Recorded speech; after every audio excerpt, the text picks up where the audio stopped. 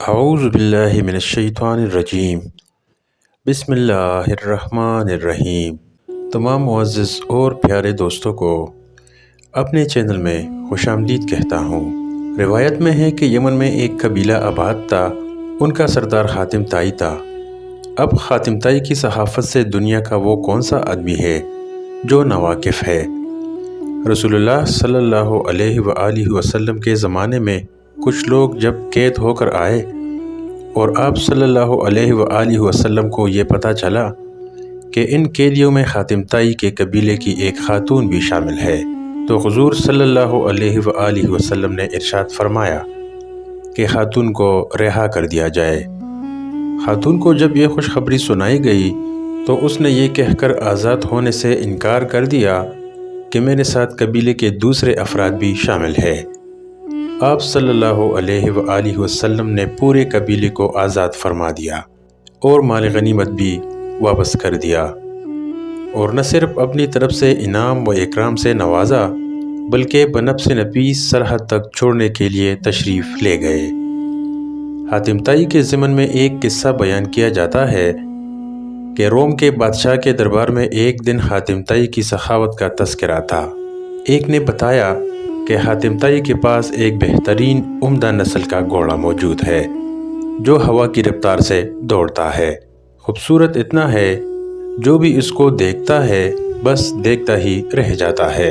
حاتم طائی اور اس کے گھوڑے کی تعریف سن کر بادشاہ بولا کہ جب تک کسی آدمی کو آزمایا نہ جائے تو اس وقت تک اس کے بارے میں کوئی رائے قائم کرنا عقل اور شعور کے خلاف ہے۔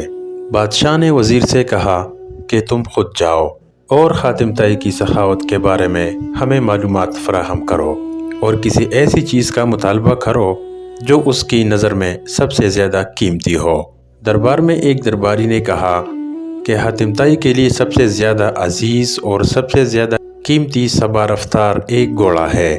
بادشاہ کو درباری کی یہ بات پسند آئی اور اس نے وزیر سے کہا کہ تم خود حاتم طائی کے پاس جاؤ اور اس سے وہ گھوڑا مانگ لاؤ۔ اگر وہ گھوڑے کا افطار کر دیتا ہے تو حاتم طائی یقیناً سخی ہے۔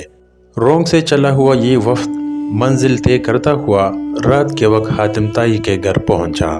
جس وقت یہ وفد وہاں پہنچا تو موسلادھار بارش ہو رہی تھی۔ گپ اندھیرے میں بادلوں کے گرج ماحول کو خوفناک بنائی ہوئی تھی۔ ایسی خراب موسم میں کسی مہمان کی مہمان نوازی کرنا تو درکنار گھر سے نکلنا بھی ممکن نہیں تھا، لیکن حاتم طائی نے میزبانی کا حق ادا کیا اور مہمان کی تواضع اور آرام و آسائش کا پورا انتظام کیا۔ دسترخوان پر لذیذ بنا ہوا گوشت کھا کر مہمان خوش ہوئے اور انہوں نے اپنے اندر سفر کی تکان کی جگہ توانائی محسوس کی اور گہری نیند سو گئے۔ صبح کے وقت جب بارش تھم چکی تھی تو ہر چیز دھلی ہوئی اور صاف نظر آ رہی تھی۔ ناشتے کے دوران وزیر نے مہمان نوازی اور اظہار تشکر کے بعد اپنے آنے کا مقصد بیان کیا۔ کہا کہ ہمارے بادشاہ کو آپ کے گھوڑے کے بارے میں بہت کچھ بتایا گیا ہے۔ گھوڑے کی تعریف سن کر بادشاہ چاہتا ہے کہ آپ اپنا گھوڑا بادشاہ سلامت کی خدمت میں نظر کر دے۔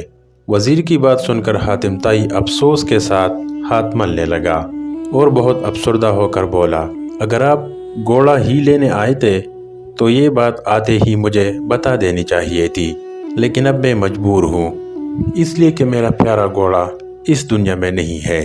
آپ کو تو پتہ ہے کہ پوری رات طوفانی بارش برس رہی تھی، میرے لیے یہ ممکن نہیں تھا کہ چراگاہ یا کسی اور جگہ سے کوئی جانور منگوا سکتا، لہٰذا میں نے اپنے گھوڑے کو ذبح کر دیا اور اسی کا بنا ہوا گوشت دسترخوان کی زینت بنا تھا۔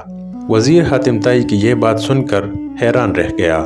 بادشاہ سلامت کو یہ سارا واقعہ سنایا تو اس نے بھی حاتم طائی کی سخاوت کی بڑی تعریف کی۔ قبیلہ بنی طے کے سردار حاتم طائی کے بارے میں یوں رقم ہے قبیلہ بنی طے کے سردار حاتم طائی کے بارے میں یوں رقم ہے کہ ایک بادشاہ نے حاتم طائی کی اتنی شہرت سنی کہ بادشاہ نے محسوس کیا کہ اس کی شہرت، اس کا نام اور اس کی عزت حاتم طائی سے کم ہے۔ بادشاہ کا دل بغض اور حسد سے بھر گیا۔ اس کے دل میں یہ وسوسہ آ گیا کہ جب تک حاتم طائی زندہ ہے مجھے حاتم طائی سے زیادہ عزت و شہرت نہیں مل سکتی۔ شیطانی ذہن کو استعمال کرتے ہوئے اس نے ایک چالاک، فساد پسند اور لالچی شخص کو اس بات پر مامور کیا کہ وہ حاتم طائی کو قتل کر کے اس کا سر اٹھا لائیں۔ کرائے کا یہ دہشت گرد اور قاتل شخص اپنے ترکش کو تیروں سے بھر کر اور تیزدار تلوار کو میان میں رکھ کر حاتم طائی کے ملک کی طرف روانہ ہو گیا۔ جب وہ حاتم طائی کے علاقے میں پہنچا تو اس کی ملاقات ایک خوش گفتار، خوش مزاج اور بڑے ہی پرسکون شخص سے ہوئی۔ یہ شخص کرائے کے قاتل کو مسافر سمجھ کر اپنے گھر لے گیا اور ایسے پیار اور خلوص سے اس کی تواضع کی کہ کرائے کا قاتل اس کا گرویدہ ہو گیا۔ دوسرے دن جب مہمان نے رخصت ہونا چاہا تو خوش گفتار اور خوش مزاج میزبان نے اصرار کیا کہ مہمان چند روز اور قیام کرے گا اور مزید خدمت کرنے کا موقع دے۔ کرائے کے قاتل کے دل میں میزبان کی تکریم اور بڑھ گئی۔ اس نے کہا کہ مجھے ایک ضروری کام درپیش ہے، اس لیے میں زیادہ دن نہیں ٹھہر سکتا۔ میزبان نے کہا کہ آپ وہ کام مجھے بتا دے، میں شاید آپ کی کچھ مدد کر سکوں۔ کرائے کے قاتل نے رازداری سے کہا کہ بادشاہ نے مجھے حاتم طائی کو قتل کرنے کا حکم دیا ہے، اس کے سر پر بڑا انعام مقرر کر دیا ہے۔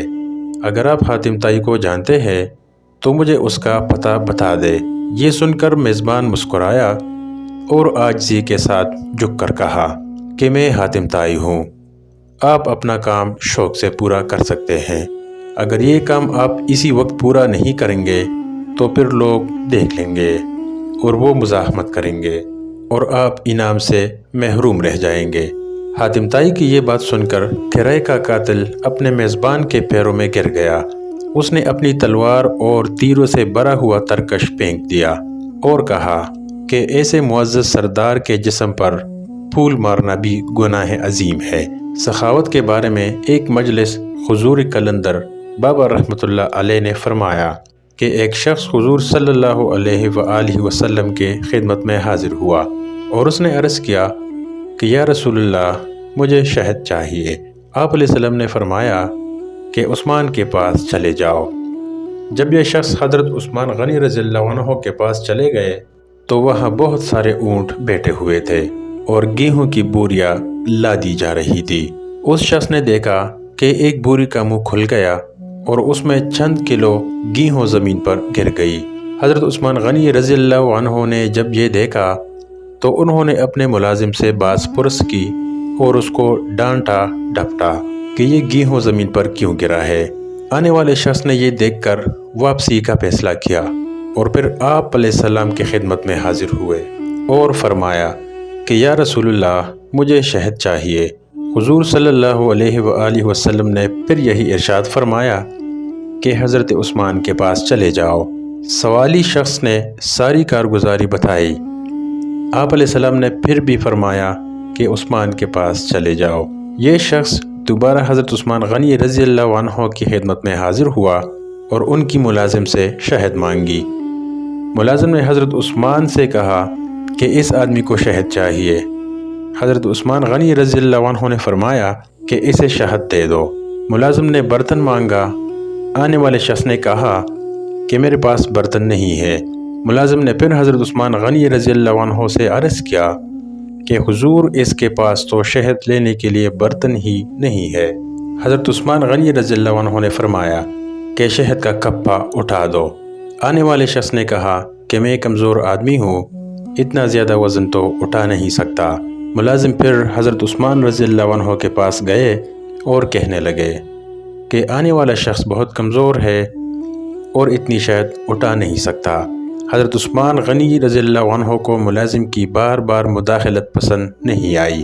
ذرا تیز لہجے میں فرمایا کہ اون پر لاد کر دے دو، اور آنے والا شخص اون پر شہد لے کر چلا گیا۔ یہ واقعہ بیان کر کے حضور کلندر بابا اولیاء رحمۃ اللہ علیہ نے فرمایا کہ مجھے اس بات پر حیرت ہے کہ ہر مسلمان دولت مند بننا چاہتا ہے، لیکن کوئی آدمی حضرت عثمان غنی رضی اللہ عنہ کے طرز عمل کو اختیار کرنا نہیں جانتا۔ یہ پیغمبرانہ اوصاف اور طرز فکر جب بندے کے اندر متحرک ہو جاتے ہیں تو وہ دیکھ لیتا ہے کہ کوئی شے براہ راست موجود نہیں ہے۔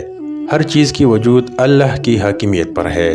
سارے جہانوں کا بادشاہ اللہ ہی ہے، اور انسان زندگی میں جس چیز کو حاصل کرنا چاہتا ہے تو ضروری یہ ہے کہ اس چیز سے متعلقہ لوگوں کی صحبت اختیار کرے۔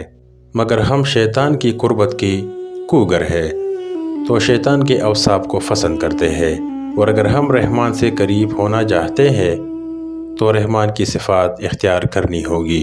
اگر آپ بھی اللہ کی قربت اختیار کر کے کائنات میں ممتاز ہونا چاہتے ہیں تو اللہ کی مخلوق کی خدمت کرنی چاہیے۔ بلا شبہ محبت رکھنے والے لوگ اللہ کے دوست ہوتے ہیں، اور دوست پر دوست کی ہمیشہ نوازش ہوتی ہے۔ اللہ تعالیٰ آپ کو اور مجھے صحابت کی صفات عطا فرمائے، آمین۔